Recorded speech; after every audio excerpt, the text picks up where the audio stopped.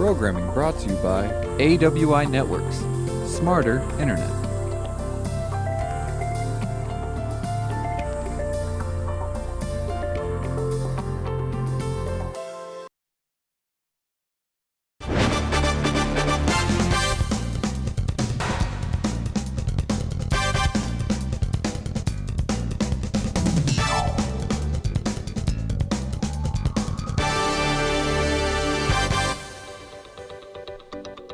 Thanks for joining St. George News at 8.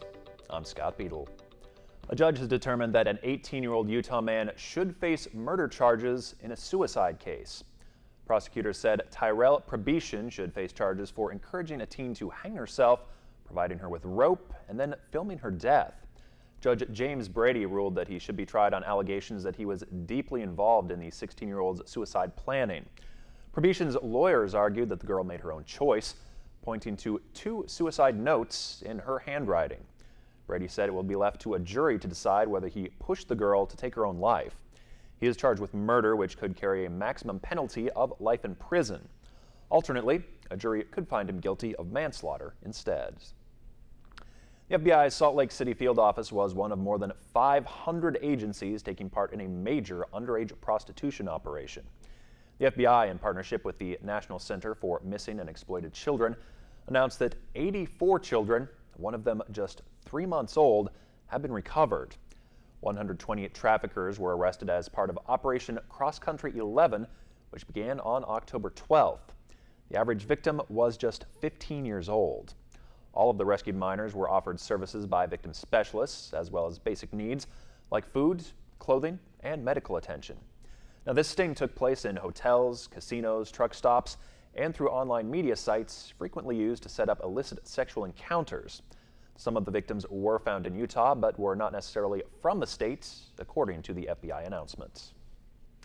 A 22-year-old man was arrested for allegedly carving a profane word into a woman's stomach during an assault.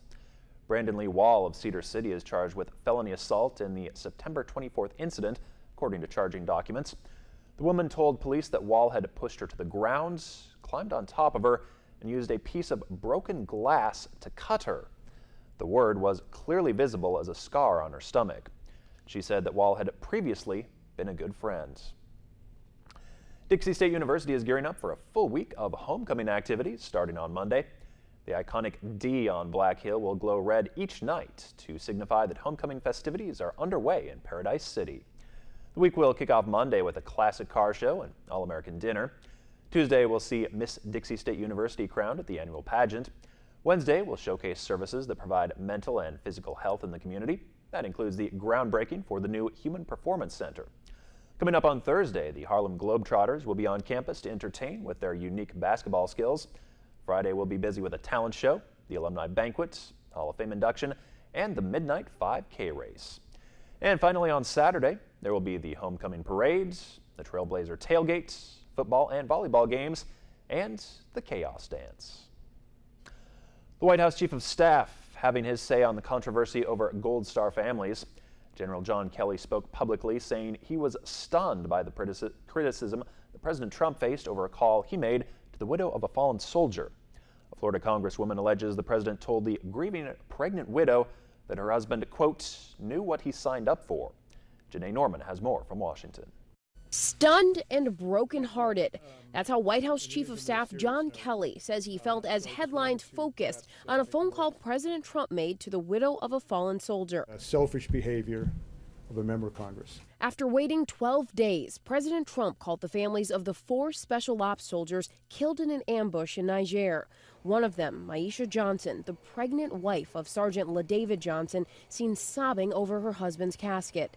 Florida Congresswoman Frederica Wilson was traveling with Maisha and her family as they headed to receive the sergeant's casket and says she heard part of the conversation on speakerphone when President Trump told the grieving widow he knew what he signed up for, but when it happens, it hurts anyway. And in his way, tried to express that opinion. He's a brave man, a fallen hero.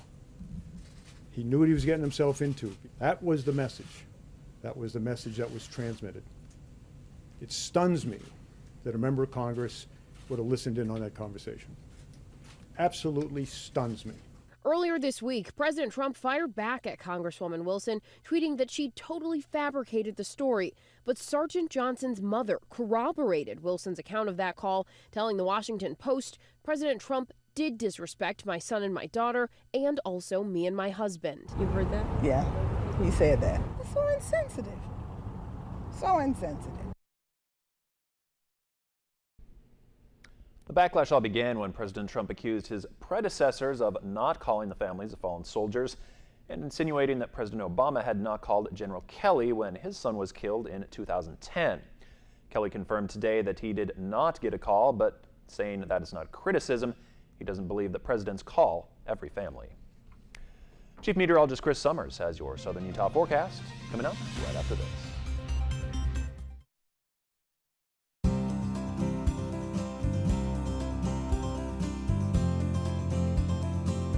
The weather tonight is brought to you by AWI Networks, smarter internet.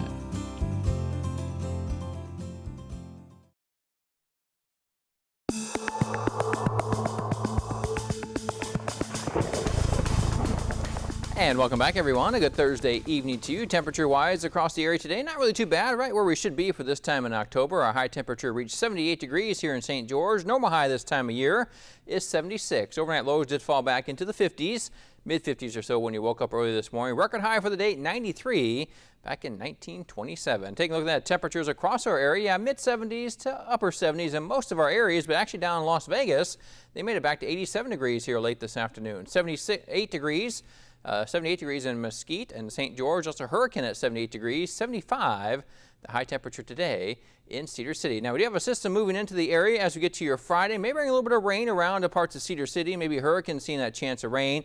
We'll see some isolated chances of rain here in St. George as well. What you're going to really notice though is those winds picking up. Once that front does move by, we'll look for temperatures in the mid-60s around St. George, but low to mid-70s or even upper 70s around Mesquite as we head to Friday afternoon. So what else can we expect to see the next couple of days? A little breezy. Once that front does move through here, those winds really pick up as we get into the afternoon hours of your Friday. Otherwise, clouds increasing too. Again, best chance of rain probably around Cedar City and maybe down to parts of southeastern Utah. Here in St. George, we'll keep at least some isolated chances of a shower or thunderstorm in the forecast. And the weekend looking pretty good, though. We'll see a full day of sunshine with pleasant temperatures in the forecast, not only for the weekend, but really into early next week. Looking like dry weather back in the forecast, again with those pleasant conditions continuing as we head into the middle part of next week. So here's that front we talked about, a cold front will come through the area as we head to your Friday, again pushing the warmer weather out to the south and east of our region. So taking the warmer temperatures we've been seeing and actually kind of pushing them out of our area as the front moves through. Then some cooler weather behind that. And also, again, those windy conditions, could be seeing some gusty winds along and behind this frontal system as we get through the day on Friday. So something to keep an eye on out there, as those winds could be as high as 20 to 25 miles per hour in some areas, but also seeing that chance of a little bit of rain too. Not a lot of moisture on this front, but could see again some showers in the forecast across parts of southern Utah. But by the time we get to the weekend, we'll bring temperatures again a little on the cooler side, but definitely looking pretty nice for the weekend and really keeping that nice weather around as we head into the middle part of next week. Here's your forecasted highs then for your Friday. Temperatures in the mid-60s around Cedar City, 65 degrees there, 66 degrees the high temperature in Newcastle and also Enterprise.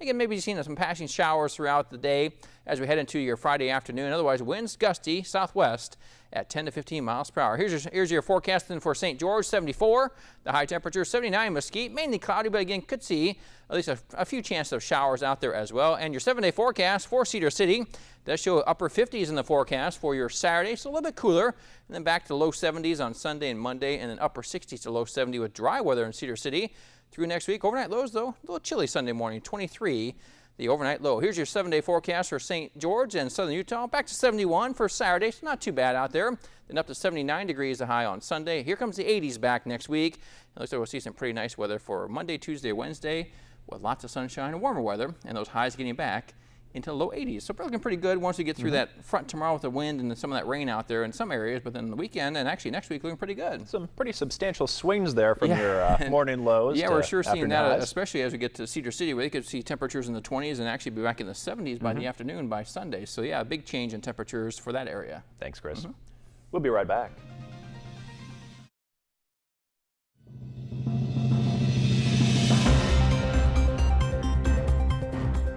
There are people in this world who take themselves too seriously, and they're Gayla and Ryan Thompson of Nashville. Gayla's a photographer who shot some boudoir pictures of her husband in his briefs, surrounded by pumpkins. In case you didn't know, boudoir photos are boudoir photos of male subjects instead of female and are intended to be funny. In the pictures, Ryan poses seductively with pumpkins and, in one case, a beer. No doubt, the internet is going wild over these pictures. It's going wild, huh? Okay. They're interesting, that's for sure. And they are something pretty to funny. talk about, I Yeah. guess. That's for sure, too.